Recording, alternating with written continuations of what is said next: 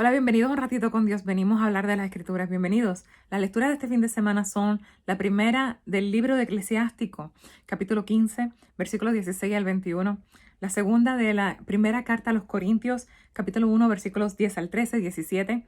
Y el Evangelio de Mateo, capítulo 5, versículos 17 al 37. Les incluyo un enlace con las lecturas para todos aquellos que deseen leerlas, tengan acceso a ellas. También les incluyo un enlace con la reflexión y los puntos más importantes de nuestra conversación. Bien, vamos a hablar de los mandamientos, pero no vamos a hablar de los mandamientos como lo escuchamos clásicamente por Moisés. Vamos a hablar de los mandamientos de la manera que Jesús quiere que los entendamos y darle plenitud, bien, darle sabiduría divina a los mandamientos, bien. Me gusta mucho el lenguaje de eclesiástico de cómo debemos de seguir los mandamientos. Y Eclesiástico dice, si quieres, puedes. Es cosa tuya. Eso quiere decir como que no es imposible seguir la ley.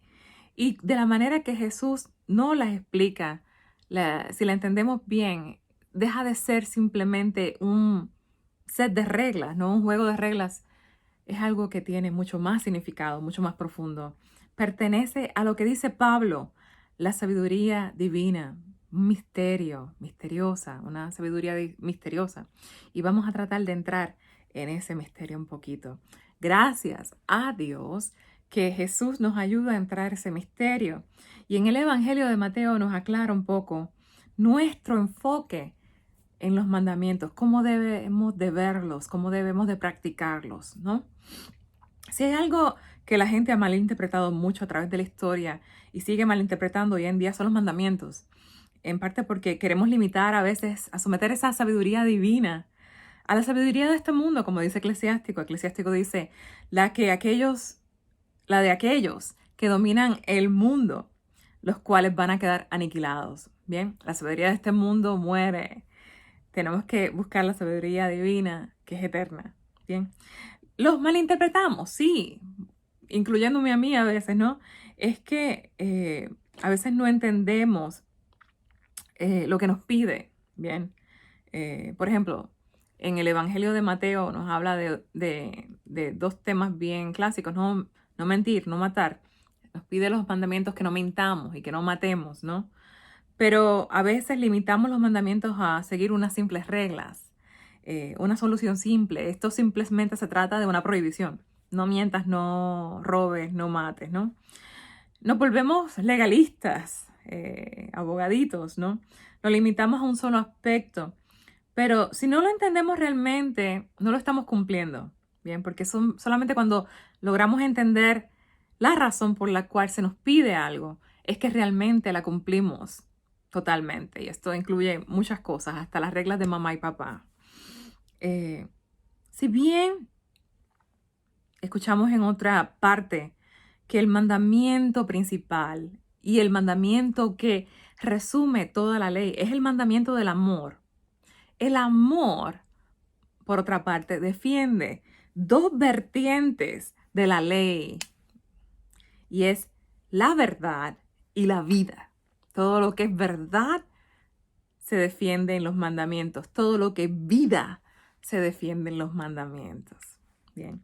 A mí siempre me encanta decir que los mandamientos son un 30-70. Eso quiere decir como que 30% para Dios y 70% para nosotros y para los que habitan este mundo con nosotros, ¿no? Es como cómo nos tratamos a nosotros mismos y cómo tratamos a nuestro prójimo, básicamente, el resto de los mandamientos. Nuestra salvación, entonces, depende mucho de cómo nos llevamos los unos con los otros, cómo nos amamos los unos a los otros. Y claro está, tenemos esos primeros mandamientos que tienen que ver con nuestra relación con Dios, cómo amamos a Dios y cómo le dedicamos tiempo a nuestra relación con Dios. Bien, esto es lo que nos quiere decir Jesús en el Evangelio de Mateo, cuando Jesús dice, no crean que he venido a abolir la ley o los profetas. No he venido a abolirlos, sino a darles plenitud. En otras traducciones dice a completarlos. Me gusta mucho la frase darle plenitud, pero también podemos escucharlo completarlos, ¿no? Eso quiere decir como que vamos a completar, vamos a darle plenitud a tu entendimiento de lo que los mandamientos son, ¿no? En otras palabras, Jesús quiere infundir la sabiduría divina de la que Pablo habla en Primera de Corintios a los mandamientos, ¿no? Jesús menciona primero el mandamiento no matarás, bien, como un mandamiento que va más allá de literalmente quitarle la vida a un ser humano, bien. Jesús nos dice que hay más de una manera de matar a una persona, dejarla viva, pero matarla, bien. Unas maneras de matarla mucho más sutiles, como cuando nos enojamos con la persona, cuando le damos el tratamiento de silencio, cuando insultamos a una persona, cuando derramamos nuestra ira contra ellos, ¿no? Cuando despreciamos a una persona. Todas estas cosas matan a las personas, ¿no? Cuando no reconocemos el valor de su dignidad como ser humano, matamos a la persona, atentamos contra su dignidad humana. Hoy en día es fácil ser cómplices de ese pecado, de matar, de muerte, ser cómplices de la cultura de la muerte. No podemos reducir el mandamiento de no matarás a cosas literales, ¿no? Los temas famosos de moda respecto a la vida y a la muerte son el aborto, la pena de muerte y la eutanasia dentro de nuestra tradición. Pero dentro de ellos hay unos elementos mucho más sutiles que tenemos que prestarle atención, matices que tiene dentro. Si bien no queremos que ninguna madre aborte a su bebé y creemos en la vida dentro del vientre, tenemos que también proveer un ambiente que le haga a la mujer embarazada valorar la vida. ¿Cómo se hace eso? Apoyándola, aceptándola, acogiéndola. No podemos, como dice Jesús, enojarnos, insultar, despreciar a la persona y a la misma vez reclamar que estamos defendiendo la vida, porque estamos ejecutando acciones de muerte reclamando defender vida. Y ahí está la contradicción. Y ahí está entender el mandamiento, ¿no? No podemos ser una comunidad que respete la vida si cuando vemos, por ejemplo, a una muchachita embarazada o una mujer joven embarazada, lo primero que hacemos es matarla con miradas, con chismes, con enojos y desprecios. Bien, si no nos preocupan tampoco los recursos necesarios para su cuidado médico, si no nos preocupa su condición física, emocional y psicológica, si no nos preocupa cómo va a poder sostener y cómo va a poder cuidar y ayudar a esa criatura cuando nazca, si su bebé va a poder tener cuidados médicos y alimentos. No podemos ser una comunidad que respete la vida si deseamos venganza, ¿bien? Y queremos que alguien muera por una razón u otra, ¿bien? No importa lo que haya hecho. Si llegamos al punto en que no creemos en la misericordia y el perdón, estamos matando. No podemos ser una comunidad que respete la vida si no valoramos todas las vidas. Si no valoramos, por ejemplo, una vida que se esté apagando, una vida de un enfermito, de un viejito. ¿Bien?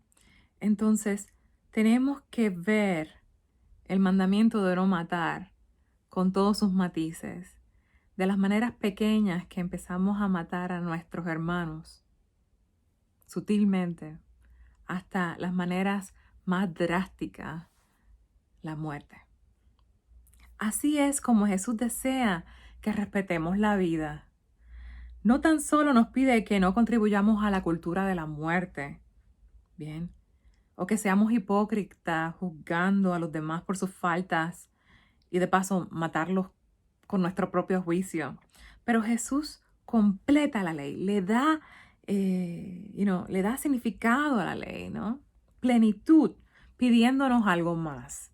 Jesús quiere que no solamente nos preocupemos por no matar, pero si le hicimos daño a una persona, bien, si matamos a una persona de una manera u otra, restituyamos su vida afectada, bien. Por eso nos pide, si cuando vas a poner una ofrenda sobre el altar te acuerdas allí mismo de que tu hermano tiene una queja sobre ti, deja tu ofrenda en el altar, ve primero a reconciliarte con tu hermano y luego pide, él pide, arréglate pronto con tu adversario, ¿bien? No solamente con la gente que nos cae bien y que tenemos diferencias, reconciliarnos con ellas, pero también con los que llamamos nuestros enemigos. Tenemos que hacer todo lo posible por arreglar las diferencias con la gente que consideramos adversarios en nuestra vida. Nos pide lo que tradicionalmente hemos escuchado en nuestra fe como propósito de enmienda. Muchos después de confesarnos se nos pide un propósito de enmienda, quiere decir como que reparación, restituir, reconciliar, sanar heridas de lo que causó nuestro pecado, ¿bien? Hay que tener la valentía de tener esos encuentros difíciles con el otro, tener esas conversaciones tan necesarias, ¿bien? Que a veces nos cuestan tanto tener con el otro. Pero es precisamente allí donde Jesús nos quiere. Jesús nos quiere sanando, reconciliando, porque todas esas cosas es precisamente dar vida, devolver vida. Estos son los momentos importantes que hay que tener con las personas para restaurar la dignidad que tienen como hijos de Dios y también para restaurar nuestra propia dignidad como hijos de Dios, para ganar vida. Porque cuando le restauramos la vida al otro, nos restauramos nuestra propia vida. Porque no hay momento en que le hayamos quitado dignidad a una persona que no nos mate. Matamos a la persona, pero también nos matamos a nosotros mismos. Básicamente es devolverle la vida que quitamos y así restaurar nuestra propia vida. Y no nos engañamos creyendo que nos hundimos solitos, que pecamos solitos. No, ese es el detalle, que nuestras faltas siempre pertenecen a la cultura de la muerte. Nunca estamos solos. Nunca nos afectamos a nosotros nada más. Siempre afectamos la dignidad y la vida de otras personas. Si pecamos, afectamos inmediatamente a nuestras familias, a nuestros amigos, compañeros, a nuestra comunidad. No existe pecado individual. Cada falta, cada pecado afecta adversamente a nosotros mismos y a otros. Jesús nos pide que vivamos vidas honestas, vidas que vivan en la verdad. Que vivamos en la verdad, porque Jesús nos pide de esta manera, digan simplemente sí cuando es sí y no cuando es no. Lo que se diga además viene del maligno. Bien, y es esa lucha que tenemos que tener con la cultura de la muerte y esta vez con la cultura de la mentira. Bien, donde toda verdad puede ser manipulable y eso lo vemos claramente en el mundo de hoy, donde toda persona puede darle un virazón a una verdad, disfrazarla en mentira y venderla, ¿no?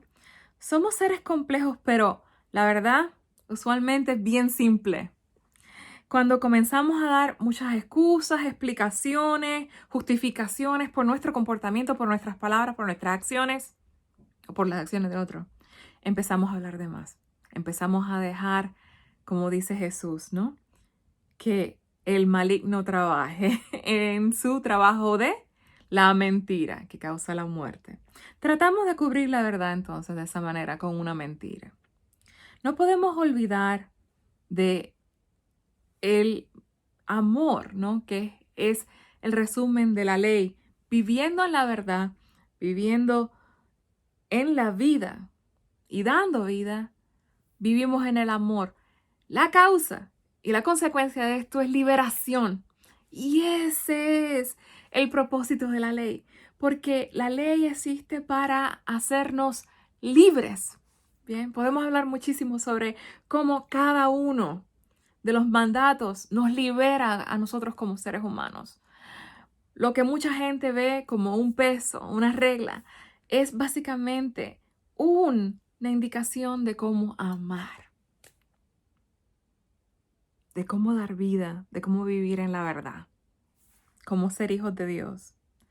Porque tenemos que entender que el pecado nos oprime, nos aprisiona y la gracia nos libera. ¿Esto es fácil? No. ¿Necesitamos ayuda? Sí. Por eso es por lo que se nos pide, y en eso Pablo ha sido genial en la primera carta a los Corintios, que dejemos que nuestra vida sea guiada por el Espíritu Santo. Bien, Pablo nos dice que nosotros buscamos sabiduría divina, misteriosa, teniendo la confianza que ese mismo Espíritu nos revelará lo necesario, porque el Espíritu conoce perfectamente todo, hasta lo más profundo de Dios, dice Pablo. Oremos entonces a Dios y pidámosle esa sabiduría divina, misteriosa. Dios me los bendiga a todos y seamos santos.